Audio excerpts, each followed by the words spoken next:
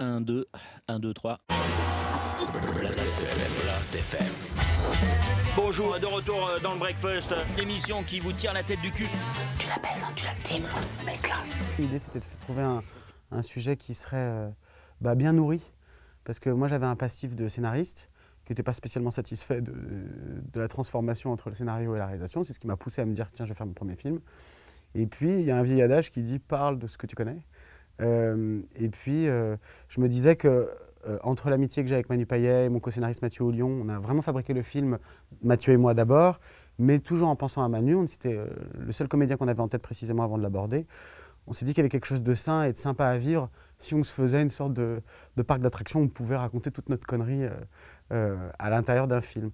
Et puis l'univers de la radio, moi j'ai pas une fascination spéciale pour la radio, mais vis-à-vis de la France, il y avait quelque chose d'intéressant à raconter, c'était de parler des gens qui ont la responsabilité de s'exprimer face à un pays tout entier. C'est une forme de super pouvoir à la française, quoi. Imagine que tu es français et que tu peux dire chaque matin à la France ce que tu penses d'elle. C'est ma voix qu'ils entendent en premier, avant celle de leur femme, de leur mari, de leur patron. J'ai qu'une chose dans ma vie, c'est cette émission. Pour se donner les meilleurs moyens de faire un bon film, je me suis toujours dit qu'il ne fallait pas le faire en tant que réalisateur, il faut le faire en tant que spectateur. L'idée, c'était de se faire le film que j'aurais aimé voir, que je ne souffrais de ne pas voir en salle. Et par exemple, sur le casting, moi, je suis un peu fatigué de me dire qu'en France, on a tendance peut-être un peu à mettre le mec qui fait l'huissier, et toujours le gars qui fait l'huissier d'un film à l'autre. Et c'est un peu pénible parce que il n'y a plus de surprise. Et je trouve que ce qui fait partie de l'expérience cinématographique, c'est d'être surpris. Sinon, il faut regarder la télé, où là, les messages sont prémâchés, prédigérés pour que vous puissiez ne pas être troublé et au contraire, être conforté dans ce que vous savez. On est passé numéro 2. Vous partez en tournée tout l'été. Chez les gens. Vous allez aller dans toutes les villes de France où vous m'avez niqué mon audience. Dans le cinéma américain, il y a une maîtrise du storytelling qui, moi, me fascine. Je serais incapable, moi, de faire du cinéma d'auteur à proprement parler. Par contre, je trouve intéressant d'arriver à maîtriser les cadres de narration du cinéma américain, comme par exemple le road movie, et d'y mettre sa sauce pour, par exemple, proposer une vision de ce que c'est notre époque. C'est ça qui me plaisait, c'était de me dire comment je vais fabriquer un véhicule qui ressemble à ce que je ne souffre de ne pas voir. C'est toujours ça. Et par exemple, le road movie, ça participe de la même chose, même dans la forme.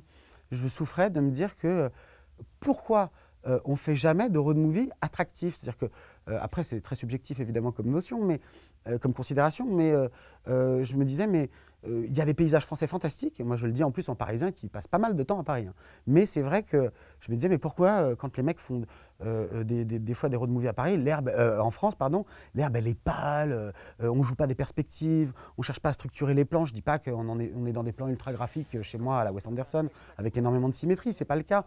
Mais taper un peu de perspective, essayer de mettre en valeur le territoire français, parce que sans être chauvin bêtement, mais on a quand même un territoire qui est canon. Et je me suis dit, il y a quand même de quoi faire. L'idée, c'est pas d'épouser les valeurs américaines, c'est d'improviser le savoir-faire américain pour pouvoir raconter encore mieux la France. Donc moi, le road movie, c'est un genre qui m'a toujours fasciné, parce qu'en plus, structurellement, par rapport à mes compétences de scénariste à l'époque, ça permet de laisser beaucoup de place aux personnages. Et moi, je fantasme beaucoup sur les comédiens. J'aime bien quand on voit des natures émerger. C'est comme quand on fait des rencontres un soir, vous allez bouffer, on vous dit, bah, il y a ce gars-là, j'ai pas envie de le rencontrer. Et finalement, il a une personnalité incroyable. Et ben voilà, c'était une machine, un système qui me permettait de faire émerger des tempéraments, des points de vue sur la France. Donc le road movie, moi, c'est un genre qui était un peu délaissé, donc c'était un peu amusant de se dire, voilà, il y a tous ces films qui fonctionnent jamais pour telle et telle raison. Si j'ai fait un bon constat et que je me fais une sorte de listing de voilà pourquoi les road movies sont jamais bien, voilà pourquoi les machins, je sous-entends pas indirectement que le mien est un road movie réussi, mais ça m'amusait d'affronter un truc qui est synonyme en général de trucs très casse-gueule. Ça donne du cœur à l'ouvrage, quoi. Et là, je vous ai rajouté un petit morceau de farigouille. Non, mais c'est du comté, du chèvre et du Saint-Nectaire. Est-ce que vous pouvez être couillons, les Parisiens, quand même?